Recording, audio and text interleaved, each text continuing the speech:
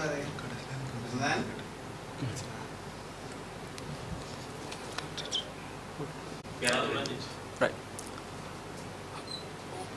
நண்பர்களுக்கு மதிய வணக்கங்கள்.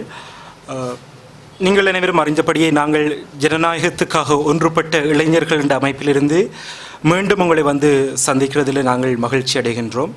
நாங்கள் சென்ற வெள்ளிக்கிழமை எங்களுடைய அமைப்பை ஒரு அலுவலக ஒரு ஒஃபிஷியலாக நாங்கள் என்ன செய்தோம் லான்ச் பண்ணியிருந்தோம்.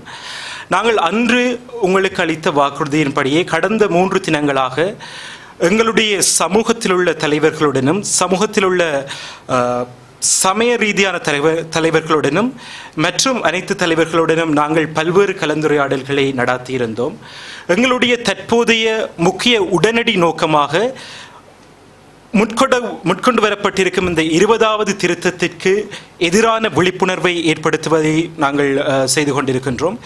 மிக முக்கியமாக இந்த ஜனநாயக விரோதமான ஜனநாயக வழியை மட்டுப்படுத்தும் இந்த 20வது சீர்திருத்தம் சம்பந்தமாக மக்களுக்கு விழிப்பூட்டப்பட வேண்டும் என்றும், மக்களுக்கு விழிப்பூட்டப்பட்டால் மட்டும் காணப்படாது, எங்களுடைய அரசியல் பிரதிநிதிகளுக்கும் இது சார்பான விழிப்புணர்வு கிடைக்க வேண்டும் என்றும் நாங்கள் இது சார்ந்த வேலைகளை செய்து வந்திருக்கின்றோம். எனவே கடந்த 3 தினங்களாக நாங்கள் அனைத்து மத தலைவர்களை சந்தித்ததோடு சிவில் சமூக அமைப்புகளையும் கல்விசார் அமைப்புகளையும் மற்றும் செயல்பாட்டாளர்களையும் நாங்கள் சந்தித்து வந்திருக்கின்றோம். உதாரணமாக மதகுருமார்கள், வணிகர் சங்கம், பல்கலைக்கழக மாணவர் ஒன்றிய பிரதிநிதிகள், பல்கலைக்கழக ஆசிரியர் சங்கம், பல்கலைக்கழக கல்விசாரா ஊழியர் சங்கம், இலங்கை தமிழ் ஆசிரியர் சங்கம், இலங்கை தமிழ் அதிபர் சங்கம் போன்ற சங்கங்களையும் நாங்கள் கடைசி 2-3 நாட்களாக சந்தித்து வந்திருக்கின்றோம். நாங்கள் இன்று முக்கியமாக உங்களுடன் வந்ததன் நோக்கம் என்னென்றால், நாங்கள் அன்று அறிவித்தபடியே நாங்கள் இவ்வளவு பேருடைய கலந்துரையாடல்களுக்கு மேற்ப அவர்கள் எங்களுக்கு தந்த பின்னூட்டலிற்கேற்ப நாளை நாங்கள் மனுக்களை எங்களுடைய சமூகத்தில் இருந்தும் சரி மற்ற சமூகங்களிலும் சரி தெரிவு செய்து பாராளுமன்றத்திற்கு போன அனைத்து பாராளுமன்ற குழுக்களுக்கும் உறுப்பினர்களுக்கும் அனுப்புவதோடு மட்டுமில்லாமல் கௌரவ ஜனாதிபதி அவர்களுக்கும் பிரதம மந்திரி மற்றும் சபாநாயகருக்கும் எங்களுடைய மனுக்களை அனுப்பவுள்ளோம். அது மட்டுமல்லாமல் மிக முக்கியமாக நாங்கள் இந்த 20வது திருத்தத்திற்கு எதிரான விழிப்புணர்வு அனைத்து மட்டங்களிலுமிருந்தே வர வேண்டும், அதற்கான எதிர்ப்பு அனைத்து மக்களிடமிருந்தே உணரப்பட வேண்டும் என்பதில் நாங்கள் மிகவும் கருத்தாக உள்ளோம். அதன் சார்பாக நாங்கள் மக்களாகிய உங்களிடம் இன்று வந்து கேட்க முற்படுவது என்னென்றால், நாளை 20ஆம் தேதி 20வது மணி நேரத்தில், அதாவது செவ்வாய்க்கிழமை 8 மணி அளவில் உங்கள் வீடுகளில் இதற்குரிய ஒரு விழிப்புணர்வு போராட்டத்தை நீங்கள் எவ்வாறு செய்ய முடியும் என்பதை நாங்கள் கேட்க வந்துள்ளோம். ஏனென்றால் நாங்கள் இருக்கும் இந்த நிலைமை உங்களுக்கு தெரியும். நாங்கள் வைரல் பேண்டமிக்கு நடுவே, ஒரு தொற்று நோய்க்கு நடுவே இருக்கின்றோம். எனவே அது சார்ந்த சட்டங்களை நாங்கள் பின்பற்றுவதோடு நாங்கள் அவ்வாறான சட்டங்களையும் மக்களுடைய நலனையும் கருத்தில் கொண்டு நீங்கள் எவ்வாறாக உங்கள் வீடுகளில் இருந்து இதற்குரிய எதிர்ப்பை தெரிவிக்க முடியும் என்பதன் காரணமாக நாங்கள் ஒரு விழிப்பு போராட்டத்தை நடத்தவிருக்கின்றோம். நாளை ஏற்கனவே கூறியது போல ஒரு 8 மணி அளவில் நீங்கள் ஒரு 3 நிமிடங்களுக்கு உங்கள் வீடுகளில் உங்கள் மின் விளக்குகளை அணைத்து அந்த இருளாய் இருக்கும் அந்த காலப்பகுதியில் நீங்கள் ஒரு ஒளி விளக்கை ஏற்றி உங்கள் எதிர்ப்புகளை தெரிவித்துக் கொள்ள முடியும்.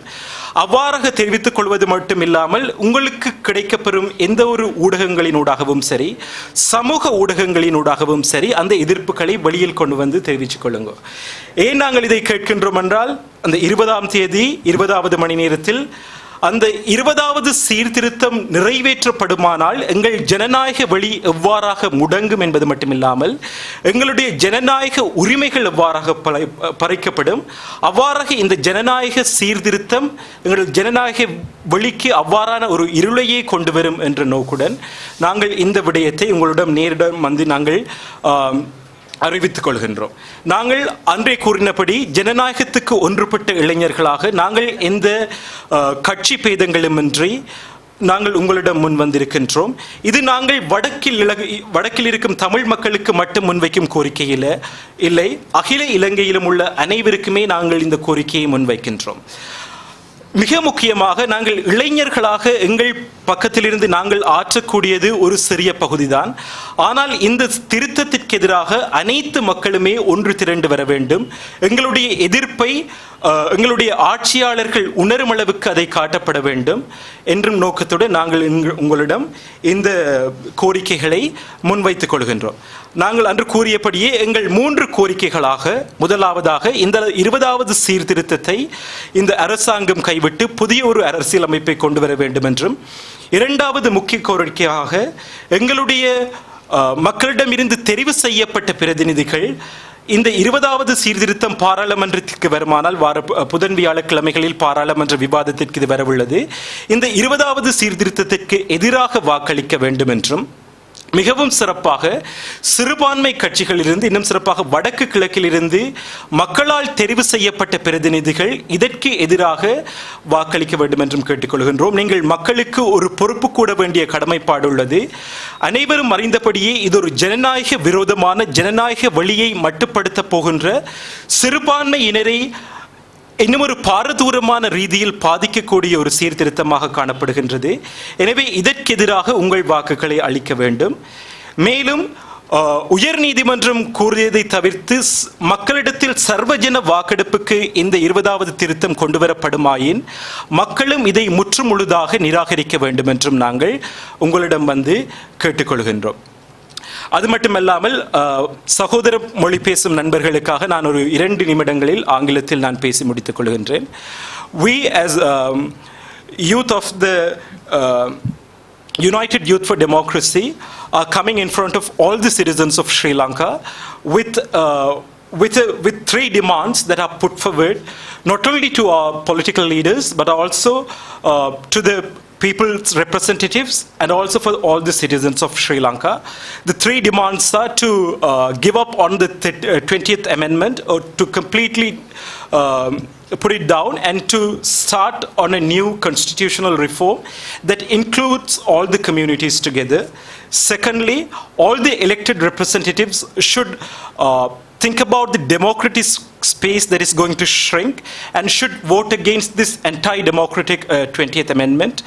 Especially Tamil and Muslim representatives from North and East should completely reject this amendment into Parliament, knowing that you're accountable to the people who have sent you in, and knowing the effects of the 20th Amendment among the public it will have. And thirdly, we are urging all the citizens of Sri Lanka to, if it comes to a referendum, to completely abandon this amendment and to give a message to our rulers that we want a constitution that will put people first, not the leaders first.